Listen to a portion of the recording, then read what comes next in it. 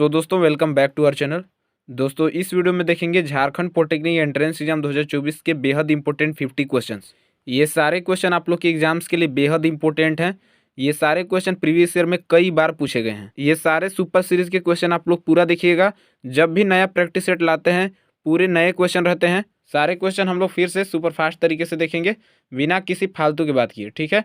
चलिए आज का पहला क्वेश्चन देखिए। पहला क्वेश्चन से शुरू करते हैं। पहला क्वेश्चन देखिए क्या है, संवेग का एसआई मात्रक क्या होता है। बहुत आसान क्वेश्चन है, एग्जाम में कई बार आ जाता है। संवेग का एसआई मात्रक बताइए क्या होता है। SI unit of momentum. देखिए फॉर्मूला क्या होता है, हम ऐसे निकाल सकते हैं P इक्वल टू एम भी। एम भी होता है ना मास इंटू वेलोसिटी। मास का क्या हो जाएगा kg, इंटू में मीटर पर सेकेंड। वेलोसिटी का हो जाएगा मीटर पर सेकेंड, तो क्या हो जाएगा kg मीटर पर सेकेंड। राइट आंसर हो जाएगा इसका 4 ऑप्शन। समझ गए। चलिए अगला क्वेश्चन देखिए। सारा क्वेश्चन जल्दी जल्दी करेंगे। नेक्स्ट क्वेश्चन नंबर सेकंड है। जितना भी क्वेश्चन है कई बार रिपीटेड क्वेश्चन करा रहे हैं, बार बार नहीं बोलेंगे। सारा क्वेश्चन आप लोग के रिपीटेड ही क्वेश्चन है।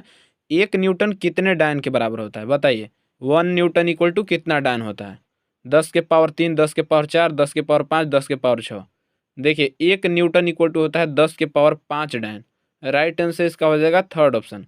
याद करते चलिएगा। बस आपसे एक ही रिक्वेस्ट है, जितना भी क्वेश्चन करा रहे हैं एग्जाम से पहले आप लोग किसी भी हर हाल में याद कर लीजिए, ठीक है। अगला क्वेश्चन देखिए। क्वेश्चन नंबर 3rd है, रॉकेट किसके संरक्षण के सिद्धांत पर काम करता है। Rockets work on the principle of the conservation of energy. बल यानी कि फोर्स, संवेग, मोमेंटम, वेग, वेलोसिटी या द्रव्यमान मास। देखिए जो रॉकेट होता है ये काम करता है संवेग संरक्षण के सिद्धांत पर। देखिए राइट आंसर इसका हो जाएगा 2nd ऑप्शन। अगला क्वेश्चन देखिए। सारा क्वेश्चन याद करते चलिएगा। नेक्स्ट क्वेश्चन है क्वेश्चन नंबर 4। एक गेंद अपने आकार को बदल देती है जब इसे हाथों के बीच रखा जाता है और दबाया जाता है। ऐसा इसलिए होता है क्योंकि देखिए जब कोई बॉल को दबाया जाता है तो उसके शेप में चेंज हो जाता है, शेप उसका चेंज हो जाता है। अब इसका क्या कारण है, इसका कुछ कारण है, वही ऑप्शन देखकर बताइए क्या होगा। संतुलित बल गेंद पर कार्य करते हैं, असंतुलित बल गेंद पर कार्य करते हैं, घर्षण बल गेंद पर कार्य करते हैं, या फिर गुरुत्वाकर्षण बल जो होता है ग्रेविटेशनल फोर्स ये गेंद पर कार्य करता है। राइट आंसर क्या होगा। राइट आंसर इसका हो जाएगा देखिए असंतुलित बल जो है गेंद पर कार्य करते हैं। एक चीज़ और, आप लोग के एग्जाम्स में अगर गेंद के जगह पर दूसरा भी चीज़, मान लीजिए पेस्ट दे दिया, पेस्ट को जब हम दबाते हैं तो उसके आकार में चेंजिंग आ जाता है, तो ये भी इसका राइट आंसर यही होगा, ये नहीं कि दूसरा हो जाएगा। तो ये भी अपना ध्यान दीजिएगा, कुछ भी आप लोग का चेंजिंग आ सकता है। एग्जाम्स में जो क्वेश्चन होते हैं यही क्वेश्चन रहते हैं, बस उसका पैटर्न थोड़ा इधर उधर करके देता है। अगला जो क्वेश्चन है क्वेश्चन नंबर 5, गतिमान वस्तु का जड़त्व निर्भर करता है। जो इनर्शिया होते हैं ये किस चीज़ पर डिपेंड करते हैं, तो वस्तु के द्रव्यमान यानी कि उसके मास पर ये डिपेंड करता है। राइट आंसर इसका हो जाएगा 3rd ऑप्शन, वस्तु के द्रव्यमान पर, on the mass of the object, ठीक है। चलिए अगला क्वेश्चन देखिए। क्वेश्चन नंबर 6, इनमें से कौन सही नहीं है बताइए कि which of this is not correct. कौन सा इसमें गलत है देखकर बताइए।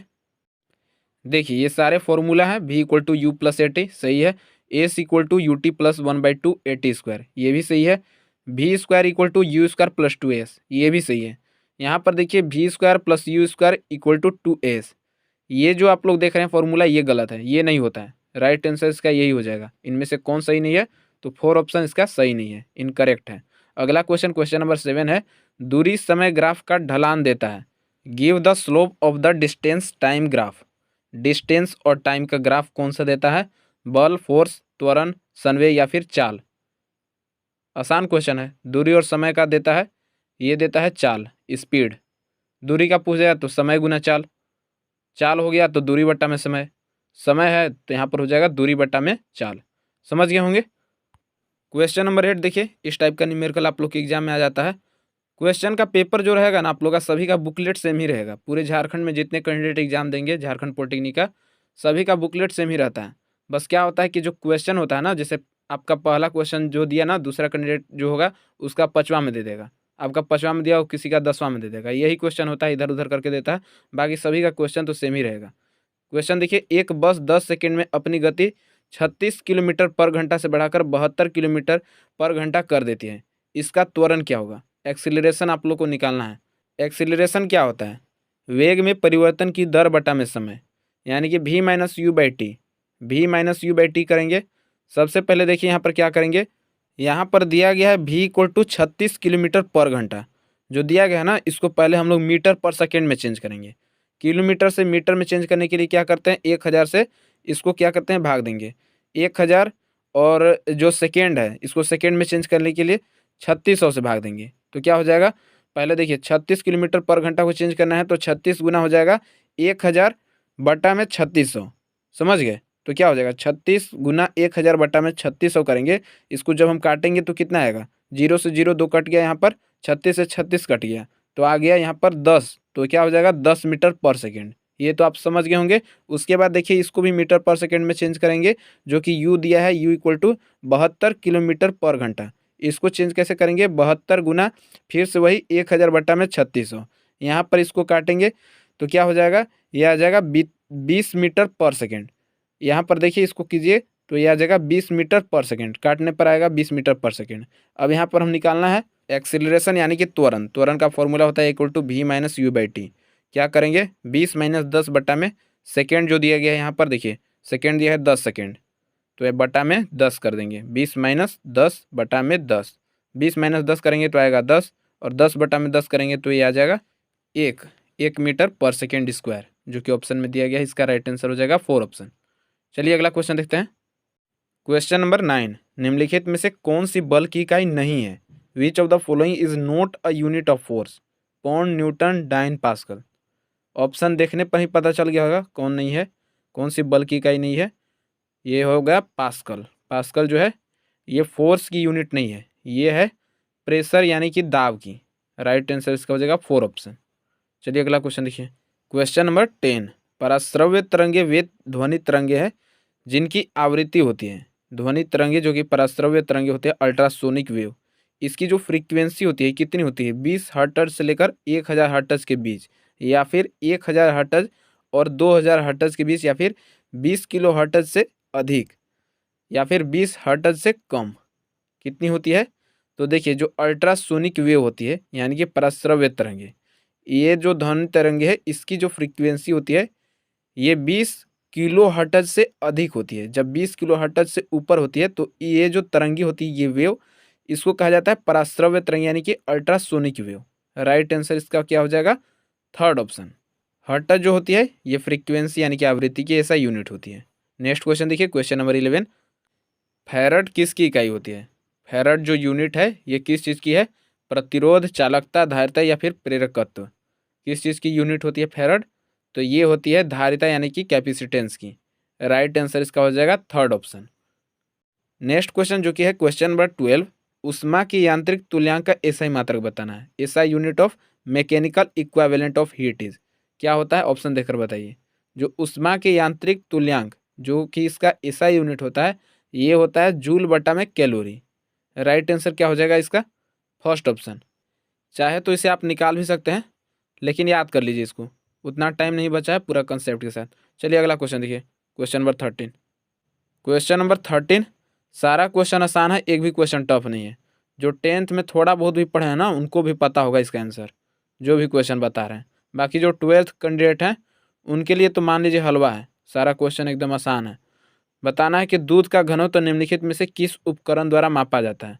लैक्टोमीटर से, हाइड्रोमीटर से, बैरोमीटर या फिर हाइग्रोमीटर से। सेम इसी तरह का क्वेश्चन आप लोग के एग्जाम में भी आएगा। जिस तरफ से यहाँ एक्टिव है इसी तरह से एग्जाम में भी एक्टिव रहिएगा, ठीक है। बाकी देखिए गलती नहीं करना है, 0.25 का निगेटिव मार्किंग है। राइट आंसर हो जाएगा जो दूध का घनत्व मापा जाता है ये मापा जाता है लैक्टोमीटर से। राइट आंसर इसका हो जाएगा 1st ऑप्शन, ठीक है। क्वेश्चन नंबर 14, एक समान वेग से चल रही गाड़ी में से एक व्यक्ति प्लेटफॉर्म पर एक गेंद गिराता है।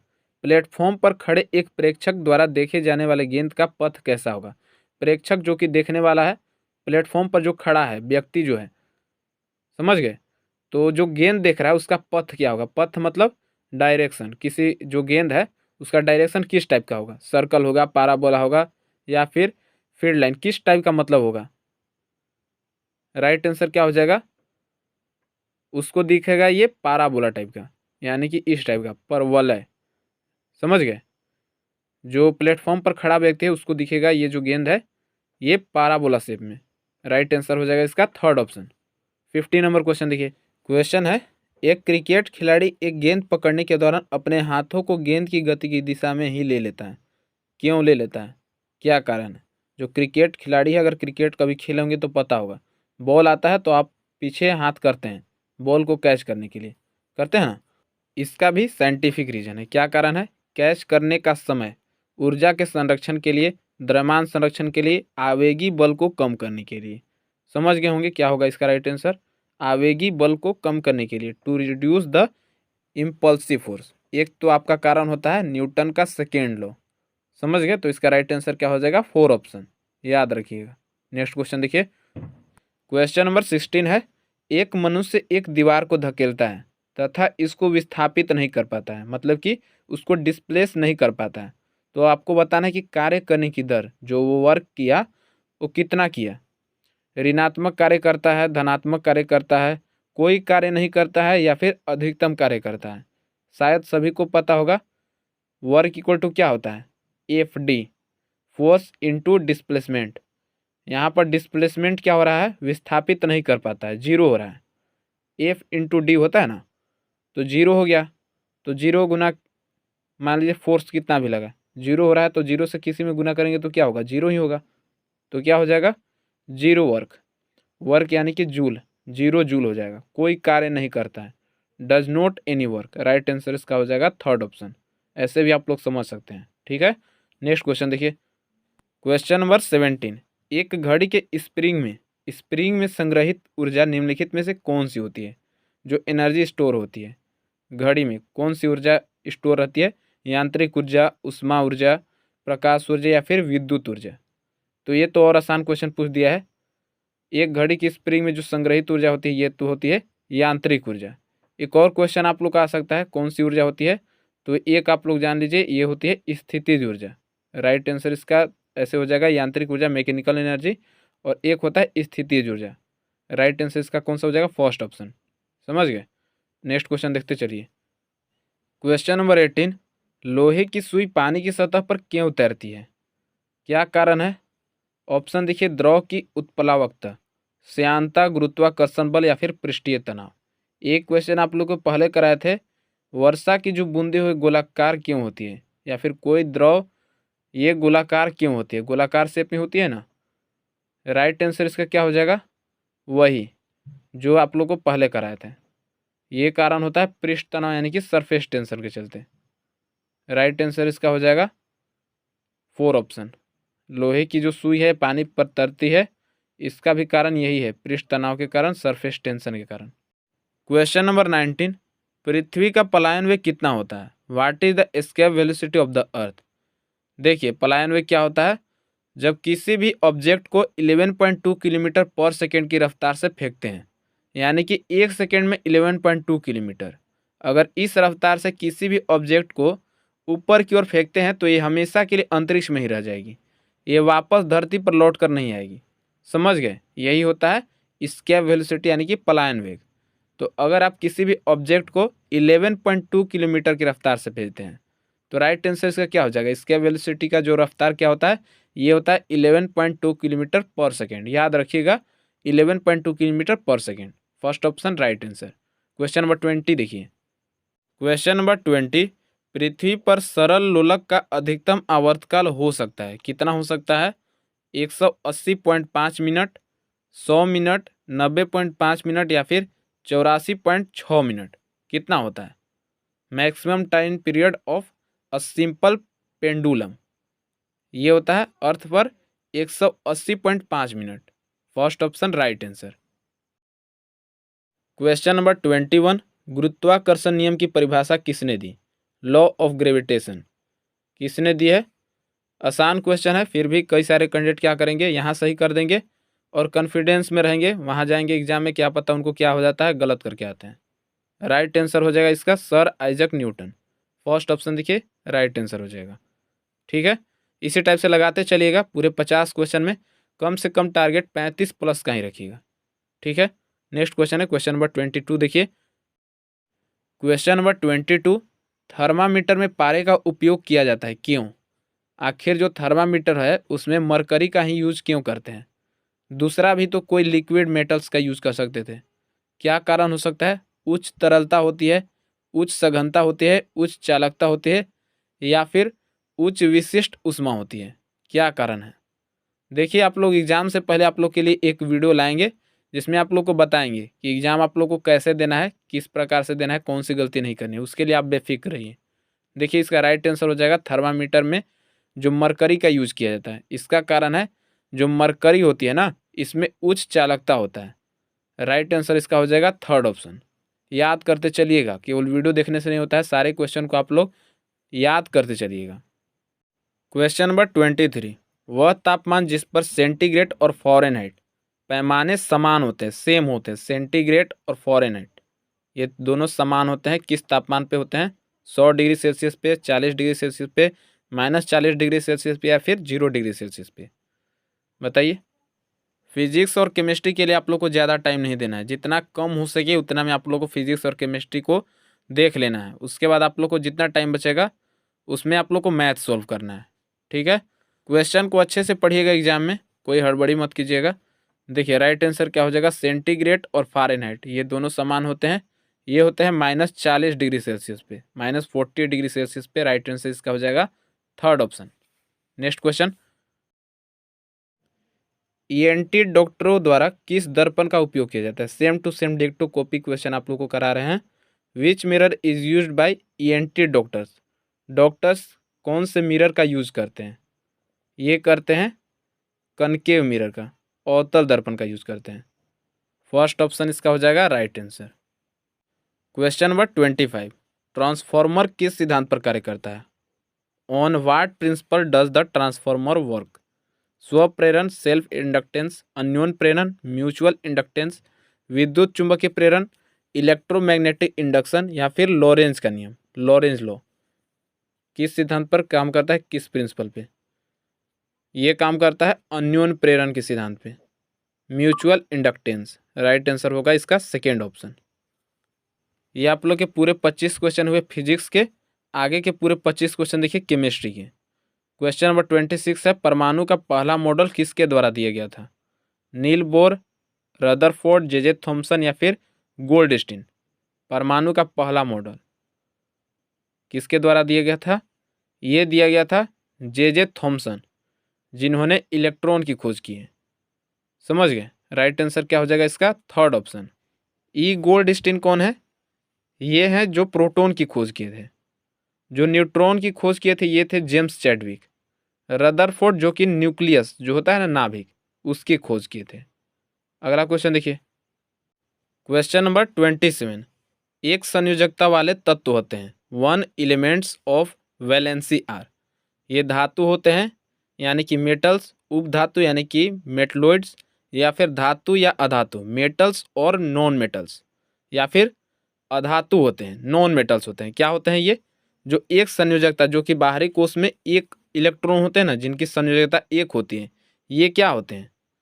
तो ये धातु भी हो सकते हैं यानी कि मेटल्स भी, और नॉन मेटल्स भी, अधातु भी हो सकते हैं, धातु या अधातु दोनों हो सकते हैं। राइट आंसर इसका हो जाएगा थर्ड ऑप्शन। जैसे कि सोडियम का होता है Na, सोडियम का 11 होता है ना, तो इसका क्या हो जाएगा? लास्ट में 2, 8 और 1, 8 और 10, 8 और 2 10, और लास्ट में 1 11। समझ गए? तो क्या होगा लास्ट में 1? तो ये धातु भी हो गए, और अधातु का भी लास्ट में 1 हो सकता है। तो ये आप लोग का ऑप्शन थर्ड इसका राइट आंसर होगा। क्वेश्चन नंबर 28, निम्नलिखित में से कौन सा एल्युमिनियम का अयस्क है? Which of the following is an ore of aluminium? Aluminium का आप लोग और जानते हैं क्या होता है? एक होता है बॉक्साइड, ऑप्शन में दिया ही नहीं है, बाकी इन्हीं 4 ऑप्शन में आपको बताना है कौन सा एल्युमिनियम का अयस्क है, और है। ग्रेफाइट, हेमेटाइट, क्या होगा? एल्युमिनियम का जो अयस्क होता है ये होता है क्रायोलाइट। एक क्रायोलाइट भी होता है, तो ऑप्शन इसका फर्स्ट ऑप्शन राइट आंसर हो जाएगा। बाकी बॉक्साइड भी होता है, याद रखिएगा। क्वेश्चन नंबर 29, साबुन के उत्पादन में उप उत्पाद है, उप उत्पाद यानी कि बाई प्रोडक्ट, क्या चीज़ बनता है? Fatty acid, sodium hydroxide, sodium लवण यानी कि NaCl, या फिर ग्लिसरॉल? क्या बनता है साबुन के उत्पादन में? तो ये बनता है, आप लोगों को पहले ही बताया है, ग्लिसरॉल बनता है। राइट आंसर हो जाएगा इसका 4 ऑप्शन, ग्लिसरॉल बनता है। ठीक है। क्वेश्चन नंबर 30 देखिए, क्वेश्चन नंबर 30, मिट्टी के घड़े में पानी किस प्रक्रिया के कारण ठंडा रहता है? ये भी आप लोग का क्वेश्चन आ सकता है ग्रीष्मकालीन में। मिट्टी के जो घड़े होते हैं इसमें यूज़ किया जाता है ना, मिट्टी का घड़ा, इसमें पानी किस कारण से ठंडा रहता है? क्या कारण होता है? संघनन होता है, वाष्पीकरण, ऊर्ध्वपातन या फिर इनमें से कोई नहीं, नॉन ऑफ दिस। कारण क्या होता है?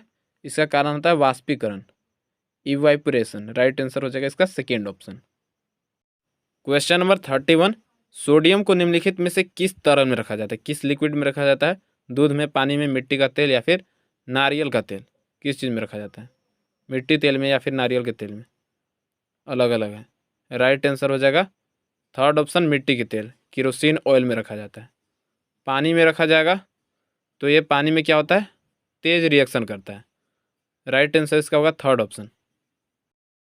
क्वेश्चन नंबर 32, हाइपो का रासायनिक नाम क्या है? What is the chemical name of hypo? Hypo क्या होता है? ये यूज किया जाता है फोटोग्राफी में। इसका रासायनिक नाम बताना है, chemical name.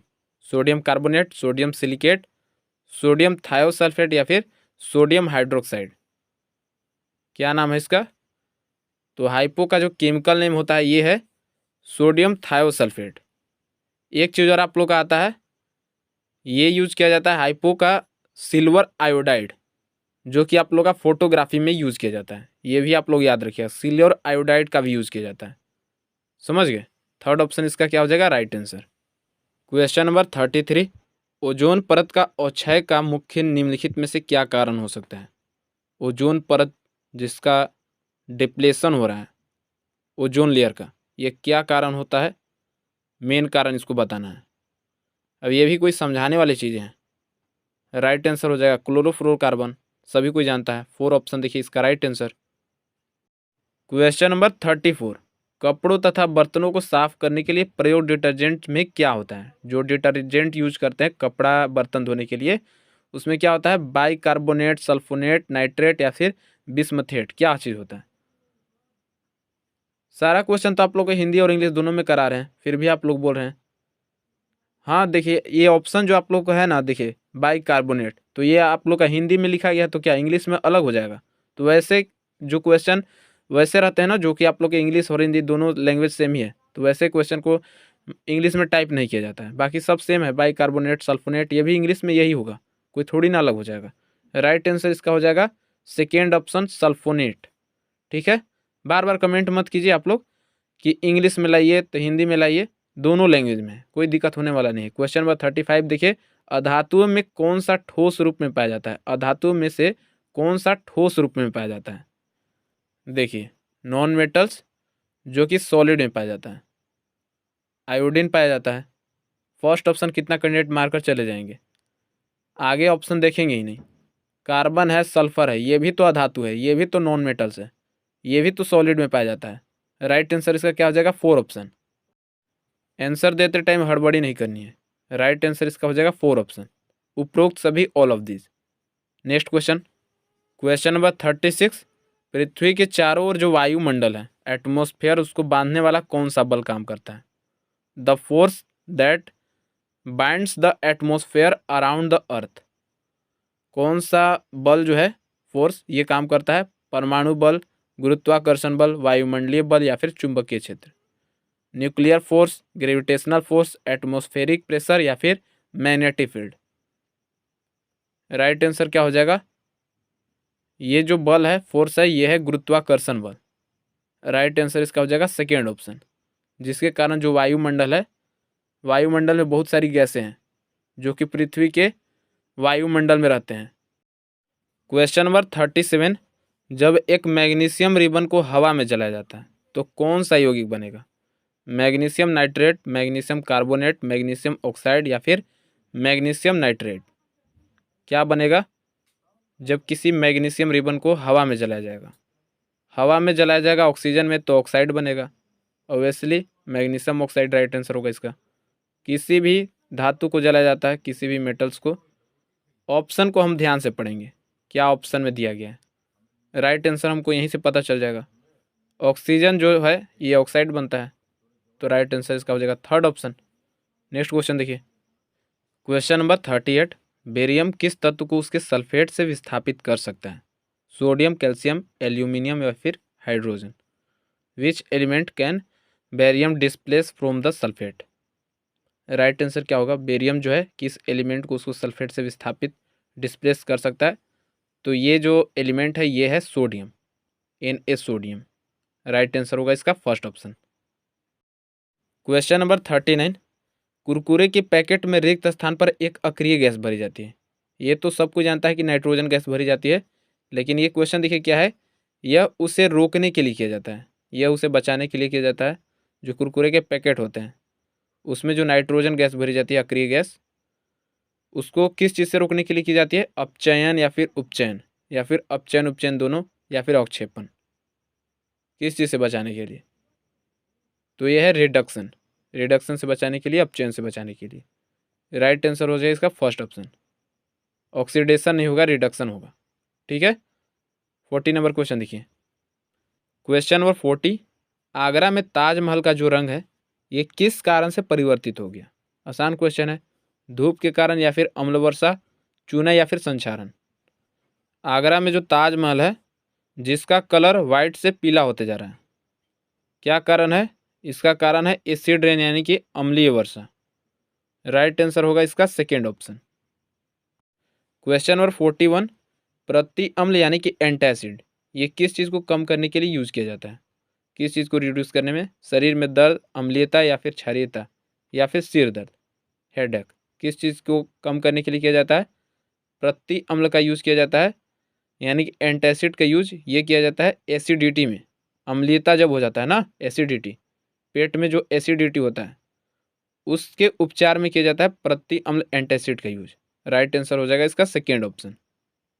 Next question, question number 42, दंत मंजन में उपस्थित रासायनिक यौगिक, chemical compound present in toothpaste, कौन सा होता है, दंत मंजन में कौन सा यौगिक होता है, रासायनिक यौगिक कौन सा होता है।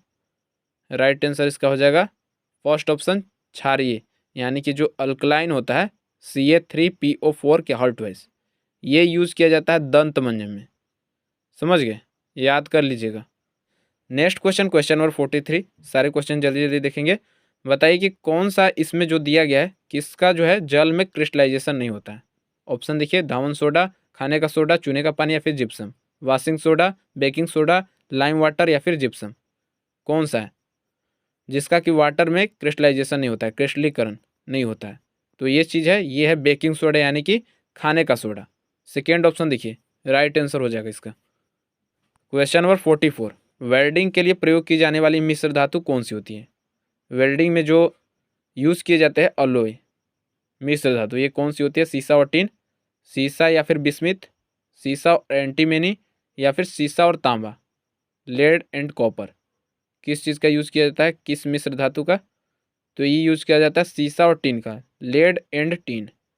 First option right answer. अब मान लीजिए ऑप्शन में PB एंड SN दे दिया सिंबल में, तो क्या अलग हो जाएगा कि यही होगा। क्वेश्चन नंबर 45, वह कौन सा यौगिक है जो जलने पर कालिख जैसी ज्वाला उत्पन्न करती है, सूटी फ्लेम ऑन बर्निंग, कौन सा कंपाउंड है। फर्स्ट में देखिए CH4, क्या होता है, मीथेन, C3H3, C2H6 या फिर C2H4, क्या होगा, तो ये होगा C2H4, C2H4 एथीन, जो कि जलने पर कालिख ज्वाला देता है। राइट आंसर क्या होगा इसका, 4 ऑप्शन। क्वेश्चन नंबर 46, एल्कीन की उपस्थिति में, एल्कीन की उपस्थिति में एक एस्टर का जलीय अपघटन, जलीय अपघटन क्या कहलाता है, एस्ट्रीकरण, साबुनीकरण, प्रतिस्थापन या फिर संयोजन, इसको क्या कहते हैं। Hydrolysis of an ester in the presence of an alkali is called, इसको कहते हैं साबुनीकरण, सैपुनोफिकेशन। राइट आंसर क्या होगा इसका, सेकेंड ऑप्शन, याद रखिएगा। क्वेश्चन नंबर 47, मेंडलीव की आवर्त सारणी में 18 से 35 तक की जो परमाणु संख्या वाले एलिमेंट्स हैं उनको किस समूह में रखा गया है। ऑप्शन देखकर बताइए किस समूह में रखा गया है।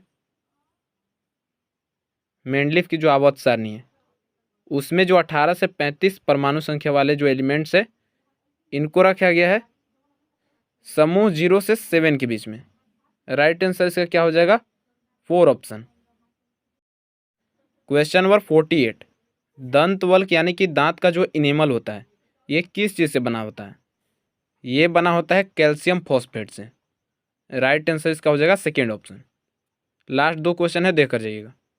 क्वेश्चन नंबर 49, वह पदार्थ जो कि क्लोरीन के संपर्क में आने से ब्लीचिंग पाउडर बनाता है, क्या चीज़ है? बिना बुझा हुआ चूना या फिर चूना पत्थर या फिर gypsum. Quick lime, slaked lime, lime stone या फिर जिप्सम। क्या चीज़ है जो कि क्लोरीन के संपर्क में आने पर ब्लीचिंग पाउडर बनाता है? वो चीज़ है बुझा हुआ चूना, slaked lime. Second option right answer होगा। लास्ट क्वेश्चन चलिए देखते हैं, क्वेश्चन नंबर 50। ये आज की इस वीडियो का लास्ट क्वेश्चन है, क्वेश्चन नंबर 50। खाद में वनस्पति पदार्थ का एक अपघटन, ये किस अभिक्रिया का उदाहरण है? किस रिएक्शन का?